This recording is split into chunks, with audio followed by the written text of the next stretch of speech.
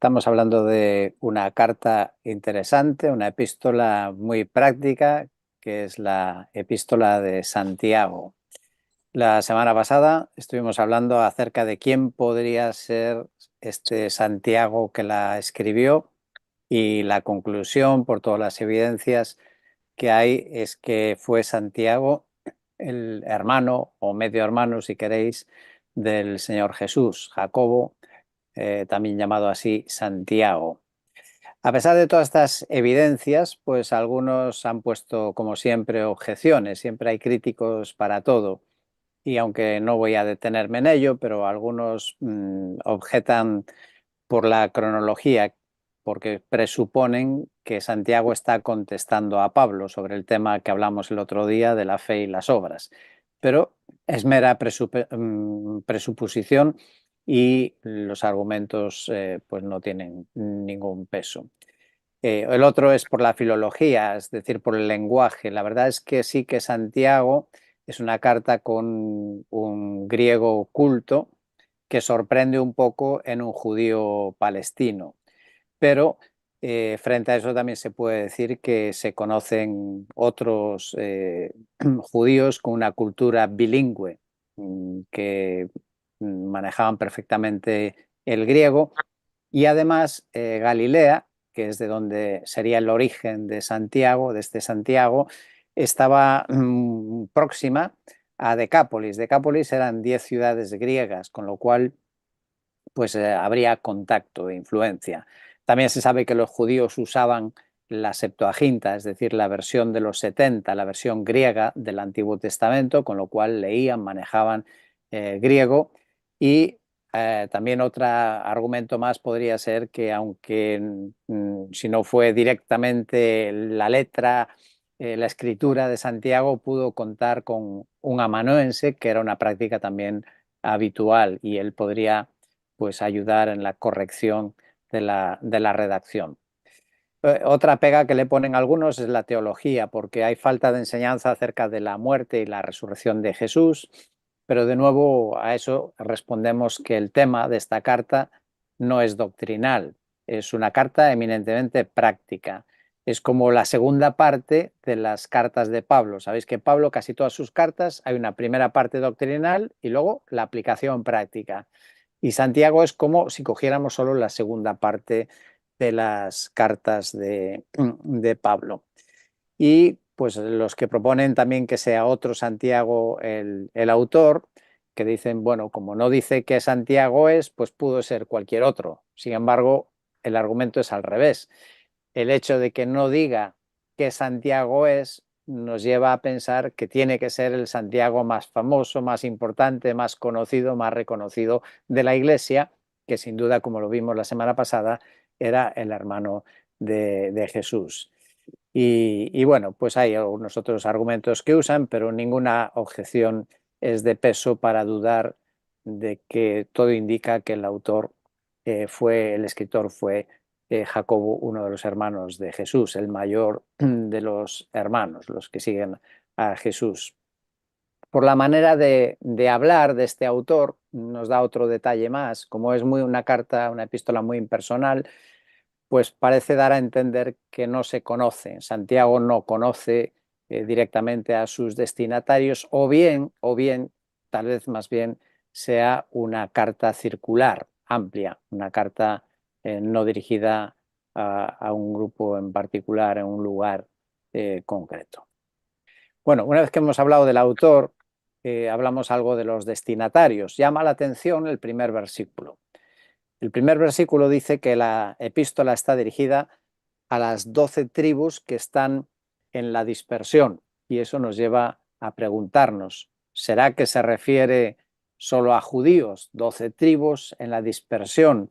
Podría ser judíos en general, ya que ellos sufrieron la diáspora en Babilonia, y de hecho se encuentra en la Escritura, en otros pasajes, por ejemplo en Mateo capítulo 19 o en Hechos 26, en Hechos 26, la referencia a los judíos como las 12 tribus de Israel. En Mateo 19, 28 o Hechos 26, Pablo ante Agripa, pues se refiere a las 12 tribus, las 12 tribus de Israel, con lo cual esa expresión sí que tendría sentido para referirse a judíos. Pero lo que sí es cierto que si se dirige a judíos no sería a los judíos en general, porque escribe a personas como creyentes, como personas que son ya creyentes o llamados por Dios. Pero también es verdad que el contenido de la carta tiene aspectos que no encajan solo para judíos. No tendría mucho sentido dirigirles a judíos porque hay aspectos que claramente tienen que ver con los cristianos. Entonces, esta es una segunda opción, que la carta estuviera escrita a cristianos entre los gentiles. Claro, significaría que aquella frase de las 12 tribus sería metafórico, sería una metáfora para referirse a la iglesia gentil que estaba dispersa por el Imperio Romano. Y también es verdad que encontramos evidencia bíblica para poder utilizar ese sentido, ya que en Gálatas 6, versículo 16, Pablo se refiere a la iglesia como el Israel de Dios. Entonces, en 1 Corintios habla del Israel según la carne y en Gálatas habla del Israel de Dios. Así que podría ser que también esa frase a las 12 tribus fuera en sentido metafórico para referirse al pueblo de Dios disperso en el Imperio Romano. Pero quizá la conclusión a la que deberíamos llegar sea que se refiere a judíos cristianos, con lo cual une las dos cosas, judíos y al mismo tiempo cristianos. ¿Por qué? Pues la carta tiene un tono judío, pero contexto cristiano. El contenido tiene que ver mucho con la fe cristiana. No hay ninguna referencia a judíos no creyentes, por lo tanto se refiere a judíos creyentes y expresiones que necesariamente tienen que referirse a cristianos, a creyentes en Cristo. Por ejemplo, en el capítulo 1, versículo 18, ¿de qué habla? Habla del nuevo nacimiento, de que Él nos hizo nacer por la palabra. Eso tiene que ser a un cristiano, no a un judío. O en el capítulo 2, versículo 1, habla de la fe en nuestro glorioso Señor Jesucristo. Los judíos no tenían fe en Cristo, solo los judíos convertidos, los cristianos. En el capítulo 5, versículo 7, dice, sed pacientes hasta la venida del Señor. Y en el capítulo 5 también, versículo 14, habla de la iglesia, que si alguno está enfermo, llame a los ancianos de la iglesia. Así que está claro que son cristianos los destinatarios. También la autoridad que observamos en Santiago, como habla de una manera tajante, ¿no?, y fuerte y firme, pues no tendría sentido, ya que ¿qué autoridad tendría el hermano de Jesús, Jacobo, sobre los judíos en general? Sin embargo, como uno de los principales líderes de la iglesia cristiana, sí que tenía autoridad para dirigirse a los convertidos, a los cristianos. Pero dicho eso otra vez, pues huele el trasfondo judío, porque habla, por ejemplo, en el capítulo 1, versículo 18, de las primicias. Eso es una expresión típica del Antiguo Testamento. O en el capítulo 2, versículo 2, menciona la sinagoga. Bueno, si estáis mirando vuestra Biblia o la miráis, diréis, oye, pero en el capítulo 2, versículo 2, no dice sinagoga, dice congregación. Bueno, pero en el original dice sinagoga. Y de hecho, si tienes la Biblia de Estudio de las Américas, verás que pone una nota al pie para indicar que la palabra ahí es sinagoga. Pero los traductores han puesto congregación, seguramente para no confundir al lector de esta carta con la idea de la sinagoga del Antiguo Testamento. Otras referencias judías, claramente, pues cuando habla de Abraham, ¿y cómo lo menciona? Capítulo 2, versículo 21, Abraham, nuestro padre. Entonces este es judío y se dirige a judíos. Otra referencia del Antiguo Testamento en Deuteronomio 11, versículo 14, la lluvia temprana y la tardía, que está en Santiago 5, versículo 7. O uno más, pues en el capítulo 5 versículo 12, habla de los juramentos. Santiago dice, así hablad y así proceded, como los que han de ser juzgados por la ley de libertad. Y esa expresión, así hablad, así haced, a mí me hace eco de las palabras de Jesús en Mateo capítulo 5, cuando dice, habéis oído que a los antepasados se les dijo, no jurarás falsamente, sino que cumplirás tus juramentos. Y ahora el Señor dice, pero yo os digo, no juréis de ninguna manera. Antes bien sea vuestro hablar sí, sí o no, no. Entonces, Santiago, así hablad, así proceded, está haciendo eco de esa expresión de Jesús, que vuestro sí sea sí, vuestro no sea no, y no recurrir al juramento. También hay algunas menciones a la ley en Santiago, personajes del Antiguo Testamento, así que todo hace pensar que los destinatarios de esta epístola serían principalmente judíos convertidos, judíos cristianos, cristianos de trasfondo de origen judío, de Jerusalén probablemente, que habían sufrido la dispersión. Cuando estudiamos Hechos, ahí encontramos que hay dos referencias a persecuciones importantes. En el capítulo 8, después del martirio de Esteban, los cristianos de Jerusalén, que son cristianos de origen judío, la inmensa mayoría, son dispersados por el imperio. Y de nuevo en Hechos capítulo 12, la persecución de Herodes Agripa hizo que los creyentes de Jerusalén, que de nuevo principalmente eran judíos convertidos, estaban en la dispersión. Y quiero leeros solo una frase de Flavio Josefo en su historia de las antigüedades de los judíos, pues constata este hecho de los judíos en la dispersión. Dice, ahora estos judíos han emigrado a todas las ciudades y es difícil encontrar un lugar en el mundo habitado que no haya admitido a este grupo de hombres y que no sea posesión de ellos.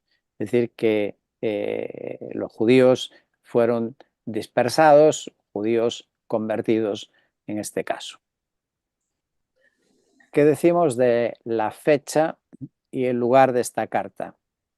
Bueno, en cuanto a la fecha, es interesante que esta carta, lo que voy a decir, es un buen ejemplo de cómo se trabaja para determinar la fecha de un escrito. Porque no es tan sencillo. Cuando no lo pone tú, yo cuando escribo una carta le pongo la fecha, ¿no? Pues si fuera hoy, pues pondría 11 de diciembre de 2024, pero en el Nuevo Testamento no tienen eso. Entonces, ¿cómo se hace para deducir y acercarse lo más posible a la fecha? Y es interesante el caso de Santiago. Bueno, pues lo primero es que si la escribió Jacobo, el hermano del Señor Jesús, pues ya nos dice que tuvo que ser escrita antes del año 62, porque Jacobo fue ejecutado en el año 62, según Flavio Josefo. Otra vez, el historiador es el que nos da ese dato de la muerte de Jacobo, el hermano de Jesús. ¿Qué más podemos observar? Pues las cosas que dice la carta, que nos indican una fecha temprana. ¿Por qué? Pues se habla de la sinagoga, como acabo de decir, pues esa frase, todavía esa palabra es un término que corresponde a creyentes pues recién iniciada la iglesia. Referencias al Sermón del Monte. Y no recuerdo si lo dije ya, pero es interesante que las citas de Santiago al Sermón del Monte no son citas literales, sino coge la idea. Y eso lleva a los estudiosos por lo menos a concluir que probablemente Santiago escribe estas expresiones que recuerdan al Sermón del Monte, pero no lo hace literalmente porque todavía no estaban escritos los evangelios sinópticos. Todavía no estaban escritos, pero sí que de viva voz se iban transmitiendo las enseñanzas de Jesús. Y esa sería una razón para que las citas de Santiago no fueran literales de las palabras de Jesús. Luego el uso del aceite. En el capítulo 5 habla de usar el aceite. Si uno está enfermo, pues que llame a los ancianos y le unjan con aceite. Y esto también pues suena primitivo, porque el aceite era usado por los judíos como un medicamento. Lo encontramos en el libro de Isaías y también en la historia, ¿cuál? Del buen samaritano, donde coge aceite, ¿no?, para curar las heridas. Así que era una práctica habitual entre los judíos el uso del aceite como medicina. Y luego, pues los temas que desarrolla poco, como es lo relacionado con la persona de Cristo, su obra, y la segunda venida, pues también suena a que sea algo no muy desarrollado. Incluso cuando hay una referencia a la segunda venida en el capítulo 5, pues Santiago da a entender de que están esperando como una venida del Señor inmediata, y eso era propio de la Iglesia en los inicios, que esperaban que el Señor iba a regresar en sus días, ¿no?, sin que tuvieran siquiera que morir. Bueno, eso todo solo nos indica que debe ser una fecha temprana, pero hablemos de fechas. Bueno, pues, ¿qué más datos podemos entresacar de la epístola? Pues la persecución. Hay un trasfondo de persecución en en la carta de Santiago, y en Palestina la persecución solo la hubo antes del año 70, con lo cual ya otra vez fijamos ese tope. Antes la poníamos en el año 62 y ahora se nos confirma que el año 70 sería una fecha tope, tuvo que ser antes. Luego la mención de ricos y pobres. Hay una mención de que hay ricos y hay pobres. Pues en Palestina también los ricos parece ser que prácticamente desaparecieron en torno al año 66 debido a la guerra con Roma. Dejó de haber ricos. Entonces ya vamos rebajando la fecha a antes del año 66. ¿Qué más hay en el texto? Pues no hay ninguna referencia a un tema importante entre los judíos convertidos que se trató en el Concilio de Jerusalén. Si podían comer esto o lo otro, si tenían que circuncidarse o no. Y ese concilio tuvo lugar en el año 49. Con lo cual, si no hay ninguna referencia a eso, hace pensar que la carta fuera escrita antes del año 49. En el capítulo 2 hay una referencia también a lo que decíamos antes de los ricos y pobres, ¿no? Y dice, si un hermano o una hermana no tienen ropa y carecen del sustento diario, y algunos piensan que eso debe ser el hambre que menciona Hechos capítulo 11. Y el hambre en Hechos capítulo 11 tuvo lugar más o menos entre los años 44 y 47, con lo cual ya nos están poniendo más o menos la fecha que debe ser cerca de esos años.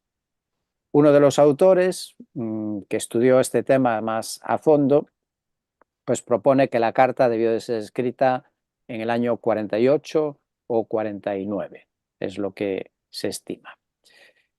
Bien, como todo, siempre hay quien quiere llevar la contraria y algunos proponen una fecha tardía, pues por lo que decíamos antes, por el contenido. Si era rebatiendo a Pablo, pues lógicamente era tardía, y también por el autor. Si no fue Jacobo y fue otro, pues también podría ser, pero como digo, realmente no hay ningún peso en esos argumentos.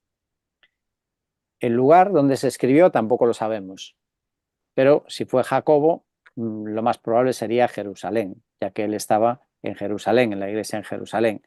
Y si no, pues dicen los entendidos que podía ser Alejandría o Antioquía.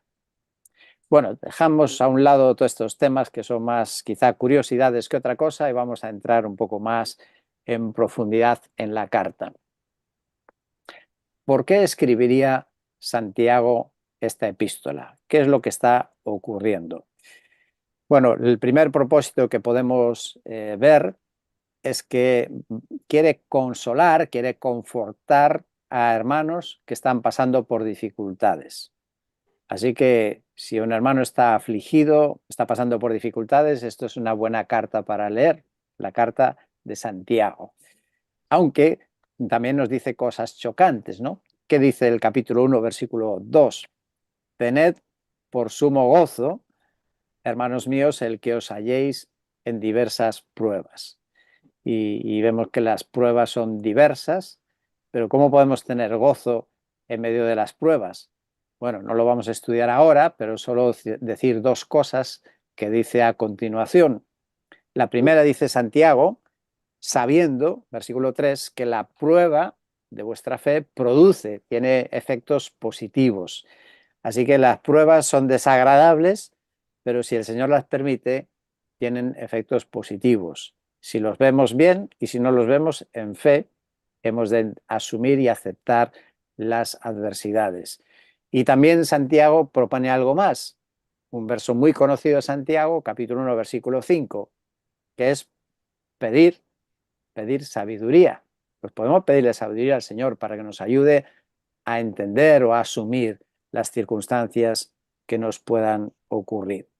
Así que una carta, en principio, en primer lugar, para confortar a creyentes ante dificultades. Un segundo propósito sería ordenar cuestiones prácticas de la vida cristiana, cómo ser un buen cristiano, cómo tiene que vivir el creyente. Por ejemplo, en el capítulo 1, versículos del 9 al 11, pues hablaba de lo que mencionamos antes, el hermano de condición humilde, pues cómo tiene que pensar, qué tiene que pensar de su vida, pues tener envidia del rico o tratar de ser rico, no, dice el de condición humilde que se gloríe en su alta posición. ¿Y cuál es la alta posición del humilde? Es su posición en Cristo, ser hijo de Dios. ¿Qué importa si en este mundo yo soy un don nadie, pero soy hijo de Dios? ¿O acaso es más importante ser un rey, ser un príncipe, ser alguien importante en el mundo y no ser hijo de Dios? Entonces, ¿cuál es tu posición, ¿no? En el reino de Dios es mucho más importante que en el reino de los hombres. Y los ricos, pues que no presuman tanto, viene a decir Santiago, que el rico que piense que si es rico es algo pasajero, que eso a la tumba no se lo va a llevar, y además tendría que pensar que si es rico será porque Dios le dio la oportunidad o las circunstancias se lo permitieron. Así que nos enseña cosas prácticas, ¿no? De cómo enfocar situaciones del día a día. También afronta Santiago falsas enseñanzas. Una que, si tenemos tiempo, luego vamos a parar un poco más en ella. Por ejemplo, en el capítulo 1, versículos del 13 al 18, parece que estaban circulando algunas teorías, algunas enseñanzas equivocadas acerca de las tentaciones. Entonces, había algunos predicadores o algunos listillos que iban por ahí diciendo algunas cosas que no son verdad acerca de las tentaciones. Y entonces aquí Santiago corrige y dice que nadie diga, o no os engañéis, cuidado, no os engañéis con esas cosas que dicen por ahí. Luego lo comentamos. Y como quizá un buen resumen, Luis Carballosa dice lo siguiente: el propósito de Santiago es corregir dos errores, uno práctico y el otro teológico, que se pueden resumir en esta frase: la profesión de fe debe acompañar a la práctica. La profesión de fe debe acompañar a la práctica. Importante, Santiago, esa es una enseñanza quizá fundamental, clave, que la fe se tiene que demostrar. Hablamos algo del contenido, entonces, ¿qué es lo que nos encontramos cuando leemos Santiago? Bueno, algunos han dicho que más que una epístola, en este caso es una carta, porque inicia con el saludo típico de una carta, ¿no? Dice saludos, y carece de esa conclusión que encontramos en las epístolas, que hacen una forma a modo de conclusión. Aquí simplemente termina como una carta normal y corriente. También su estructura como carta es un poco compleja porque Santiago escribe frases cortas, ¿no? Como decíamos la semana pasada, como los proverbios, que son frases, pum, pum, pum. Entonces es muy difícil hacer como un bosquejo, ¿no? Hacer una estructura del contenido. Algunos también han notado los temas que podemos encontrar en Santiago. Pues Santiago nos habla de la alegría, del gozo, nos habla del sufrimiento, nos habla de la salvación, soteriología quiere decir salvación, y algunos le han llamado o la han calificado con ese nombre, que es una homilía midrástica. Homilía es como un sermón y midrástico quiere decir que trata de contextualizar el mensaje puesto, contextualizado de una forma práctica, ¿no? Para que la gente lo entienda. Y de nuevo aquí cito a Luis Carballosa, que dice que el principio unificante y argumento de la carta es una fe viviente, produce la clase de obras que traen gloria a Dios. Así que la fe produce obras, pero que glorifican a Dios. Se puede hacer obras que no glorifican a Dios, ojo. Hablamos de fe y obras, Santiago pone énfasis en obras, pero claro, obras que glorifican a Dios. Podemos hacer muchas obras y que no glorifican a Dios, no ponemos a Dios como el protagonista y el impulsor de estas obras. El enfoque de este libro, y ya lo estamos percibiendo con todo lo que estamos viendo, alguno lo tituló de esa manera: el libro del vivir santo. El libro del vivir santo. Una carta eminentemente práctica, donde se nos dice cómo tenemos que vivir como cristianos, y algunos han contado que hay 30 o unas 30 ilustraciones de la naturaleza en Santiago. Yo no las he contado, pero dice que hay unas 30 y que esas 30 son más que las que usa Pablo en todas sus cartas juntas. Y él escribió 13 cartas y aquí en una sola hay más ilustraciones que todas las que usó Pablo. Otro punto importante de su enfoque sería este mensaje: sed hacedores de la palabra. A veces no estudiamos la palabra y pecamos de eso, pero no es solo estudiar la palabra. ¿De qué vale estudiarla si luego no la practicamos? Entonces tenemos que ser hacedores de la palabra. Eso es lo que es la fe en las obras. Y esta expresión de ser hacedores de la palabra, que es la que nos lleva a manifestar que realmente hay una fe verdadera, pues nos recordaría una frase que enseñó Jesús, ¿no? Por sus frutos los conoceréis. Por sus obras, por sus frutos los conoceréis. Podemos ver 4 evidencias de una fe verdadera. Es interesante este tema, ¿verdad? Y lo salió la semana pasada, de identificar si es una fe verdadera, es una fe aparente, una fe falsa. Y aquí Santiago nos da algunas pistas de algo que podemos ver cuando hay una fe verdadera. Perdón.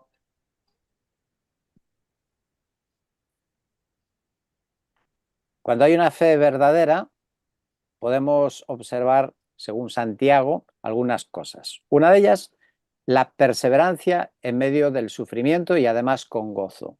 Claro, el perseverar en la fe y perseverar con gozo cuando hay sufrimiento es porque tiene que haber algo de fondo, ¿no? Que eso es la fe, una manifestación de la fe.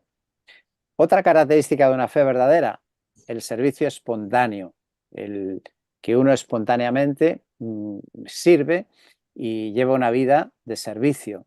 Por ejemplo, pues tiene cuidado con lo que dice, visita a los huérfanos, a las viudas, se preocupa por huérfanos y viudas, es decir, por las personas necesitadas, no menosprecia a los pobres, muestra misericordia, si ve a una persona en necesidad, no pasa de ayudarle.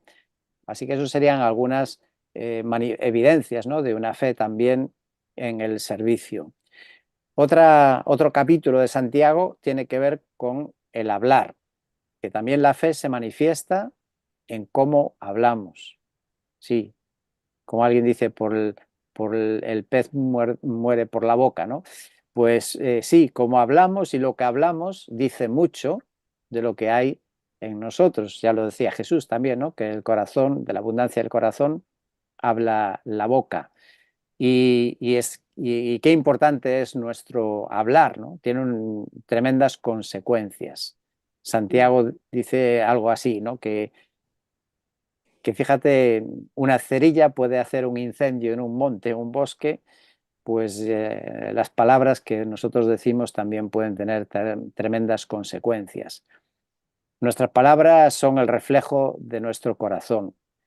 y Santiago dice que tiene que haber coherencia, ¿no?, entre lo que decimos y lo que somos.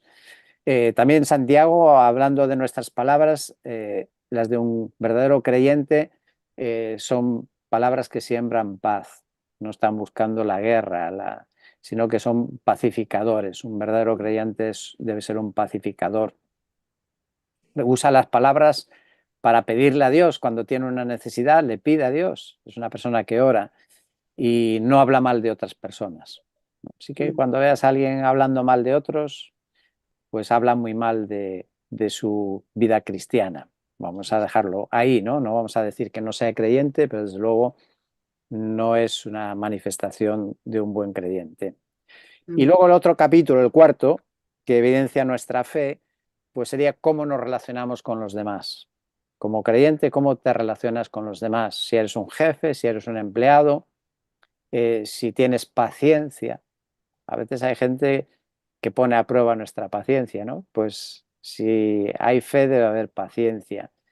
Santiago habla de no quejarnos unos de otros, no jurar tampoco. ¿Por qué no debemos de jurar?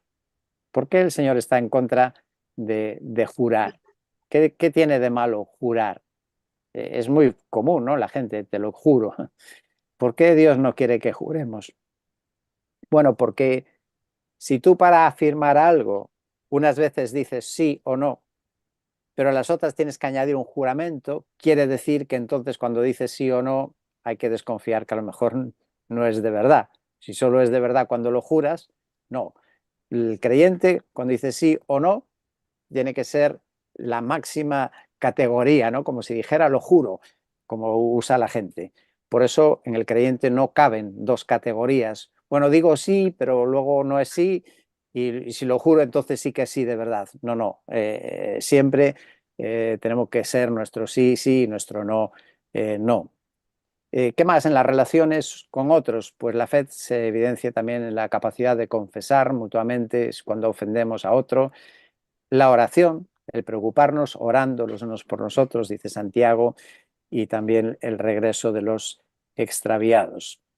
Así que, como veis, la fe en la práctica, ¿no?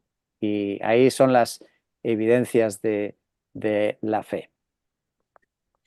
Bueno, tenemos casi la hora de terminar y no sé si dejarlo aquí, porque, bueno, o quizá sí, podemos hacerlo rápido, ya que hoy iniciamos bastante más tarde. Vamos a pararnos solo quizá en una cosa y luego lo otro lo vemos rápido. Solo quería mencionar algunos temas, parar un poco, destacar algunos temas de Santiago. Y quería parar en este primero porque puede ofrecer dudas, opiniones. Santiago en el capítulo 1 habla de pruebas y de tentaciones. Y entonces tenía una pregunta, hubiera sido la tarea que os puse, pero la semana pasada cuando dije, bueno, parece que no queréis, todo el mundo empezó a decir adiós, adiós, adiós. Entonces dije, no, no quieren que les ponga tarea. Entonces no lo puse. Pero hubiera sido esta la tarea, ¿no? ¿Cuál es la diferencia entre una prueba y una tentación? Una tentación y una prueba. Como el tiempo nos echa fuera, luego podéis rebatirme si queréis cuando hagamos la desconexión. Os voy a poner ahí los textos. Y claro, esto requiere un poco de trabajo de investigar las palabras. Os he puesto la palabra griega en cada uno de los casos para señalar lo que quiero decir. Bueno, en el versículo 2 y 3 habla de diversas pruebas que son la prueba de nuestra fe. Vale. Luego llegamos al capítulo 12 y aquí ya, dependiendo qué traducción de la Biblia, vas a encontrar una palabra o vas a encontrar otra. Para empezar, eso, en el versículo 12 dice, bienaventurado el hombre que persevera bajo la prueba. Pero si lees Reina Valera o lees la Nueva Versión Internacional, vas a leer tentación. Entonces, en tu Biblia, en castellano, vas a leer en algunos sitios prueba, en algunos sitios tentación. Sin embargo, la palabra griega es la misma, exactamente la misma. Así que el traductor ha decidido ahí cambiar. y luego explicaré por qué tiene sentido. Y bueno, pues tenéis las demás palabras con la palabra griega correspondiente, tentado, tentación, todo habla de tentación los versículos siguientes y es común en las diferentes traducciones. Bueno, el significado de las palabras griegas en realidad se puede decir que son sinónimas. Por ejemplo, ya veis que unas es peirasmos en griego y el otro peirazo, pues es una palabra que tiene la misma raíz, ¿no? Y lo mismo ocurre con la otra, que es dokimion, dokimios y dokimion, o algo así. Bueno, entonces la palabra realmente significan lo mismo, significan una prueba, un test. Entonces, ¿por qué viene el cambio? ¿Por qué en los versículos del 12 al 14, en vez de pruebas, cambia en nuestras Biblias y habla de tentación? Bueno, podríamos hacer un experimento. ¿Qué cambiaría, por ejemplo, si lees el versículo 13, donde pone tentado, pones prueba? ¿Qué es lo que cambiaría? El versículo 13, si lo leyéramos con la otra palabra, con la de prueba, diría que nadie diga cuando es probado, soy probado por Dios, porque Dios no puede ser probado por el mal y él mismo no prueba a nadie. Claro, ¿qué ocurre con eso? Contradiría enseñanzas de otros pasajes de la Biblia. Por ejemplo, uno de ellos sería Deuteronomio 8, versículo 2, donde explícitamente dice que Dios decidió llevar a Israel dando vueltas por el desierto, dice, para humillarte, probándote, a fin de saber lo que había en tu corazón. Y la Biblia sí enseña que el Señor prueba a los creyentes. Mm. Eh, entonces, claro, traducir ahí prueba sería una contradicción. Lo que ocurre es que cuando leemos el texto, en el versículo 13, encontramos otra palabra cuando se refiere a Dios y dice que Dios no puede ser tentado por el mal, no pues diríamos, no puede ser probado por el mal. Y claro, ahí cuál es la idea de no ser tentado por el mal. Entonces aclara ese texto el sentido de esa palabra prueba en esos versículos, que el escritor tiene en mente la idea de las tentaciones. Voy a intentar aclararlo con las conclusiones. La conclusión es que las pruebas pueden ser diversas, pueden ser muchas y diferentes. Por ejemplo, puede ser una circunstancia. La tentación diría que es un tipo de prueba. Entre otras pruebas, una de ellas es cuando sufrimos una tentación. Pero la diferencia es que en el caso de la tentación no proviene de Dios, porque Dios no puede tentar a nadie, sino que la tentación procede de nuestra naturaleza o del enemigo. Y en el caso de la tentación, Dios lo que hace es permitirla, o mejor dicho, controlarla. Dios la controla. Él no produce, Él no provoca la tentación, pero sí que la mantiene bajo control. Y pongo ahí dos ejemplos. Uno es el de Jesús después de su bautismo. Dice que fue llevado al desierto ¿por quién? Por el Espíritu de Dios. Dios lo llevó, lo impulsó a ir al desierto para ser tentado, pero no por Dios, sino por el diablo. Mm. Y otro texto que nos enseña eso, de que Dios tiene el control, aunque Dios no tienta, pero sí Dios tiene control en cuanto a poner límites a nuestras tentaciones, es 1 Corintios 10, versículo 13, donde dice que ninguna tentación eh, mm, que no va a permitir que seamos tentados más allá de lo que podemos ser, que podemos soportar, ¿no? Y que cuando viene la tentación también provee la vía de escape. Así que lo que quiero decir con eso es que las pruebas es un término más genérico de las cosas que ocurren en nuestra vida y en el caso de la tentación sería un tipo de prueba que en este caso no vendría de Dios. Las otras sí, pero esa no vendría de Dios. O quizá haya más que no vengan de Dios, ¿no? Pero que en particular la tentación sí que no viene de Dios, pero Dios sí que la permite para que al final sea útil también en nuestra vida. hablando de pruebas, en realidad Santiago lo que está diciendo en el versículo 3 es algo muy interesante, que la prueba tiene el propósito de probar nuestra fe. La prueba es para probar nuestra fe. Y cuando el Señor nos somete o permite una prueba en nuestra vida, está dándonos la oportunidad de probar, o es decir, demostrar nuestra fe. Está dándonos la oportunidad de demostrar nuestra fe. Y por eso no debemos siquiera intentar escapar de la prueba, sino aceptarla como algo bueno, como algo positivo que Dios usa para bien. Y por eso Santiago llega a decir que es bienaventurado el que soporta la prueba. En lugar de intentar escapar de ella, le dices, bien, Señor, tú lo estás permitiendo, tú tienes un propósito, pues yo así lo acepto y por lo tanto me convierto en bienaventurado porque me liberaré de la angustia, de la ansiedad de salir de la prueba, porque sé que la prueba está bajo el control de Dios y Dios no va a permitir que esa prueba acabe conmigo. Entonces es un enfoque diferente, ¿no?, que nos da el Señor a través de la enseñanza de Santiago para las pruebas. Ya solo menciono los temas que trata. Hemos mencionado tentaciones y pruebas, la fe y las obras, el control de la lengua, ricos y pobres, la paciencia y la oración.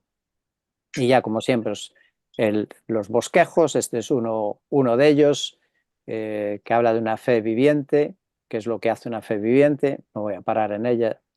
Y el último, pues el último está otro autor que me gusta como destaca los temas claves cuando hace sus bosquejos, pues ve en Santiago la fe probada y mostrada en las tentaciones, la fe mostrada en nuestras obras, la fe mostrada en nuestras palabras, la fe mostrada en vidas no mundanas, la fe mostrada por la paciencia bajo el maltrato y la fe mostrada en nuestras oraciones de fe. Así que hay que estudiar Santiago, hay que leer más Santiago. Creo que lo que he compartido debe motivarnos o estimularnos a tomar un poco más esta carta como lectura.